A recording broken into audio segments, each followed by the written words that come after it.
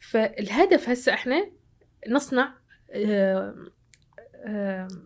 جسر حتى نفهم الحالة العراقية الفريدة من نوعها، لأن العراقيين مروا بأكثر من أزمة. مثلا أنت تجي الأردني أو المصري أو كل الدول أو السوري أو اللبناني تصير عندهم أزمات معينة. إحنا مرينا بحروب، مو أزمة، حروب وحرب طائفية وحرب غيرها وأشكال وأشكال، وحصار اقتصادي وحرب إيران، كلها استنزاف، فأكيد يأثر على الفرد. نعم. بس أكو ناس طلعت قبل التسعينات، هذول عندهم قضية مختلفة. ناس طلعت بعد التسعينات عندهم قضية، يعني بعد 2003 اللي طلعوا قضاياهم مختلفة غير شكل يعني. اللي طلعوا بعد 2010 وبعد 2014 من صارت داعش وهاي، هذول قضاياهم مختلفة. صح. اللي دا يطلعون هسه الشباب ما يدرون إحنا ليش طلعنا بالقبلهم. صح. لأن هم عندهم طموحات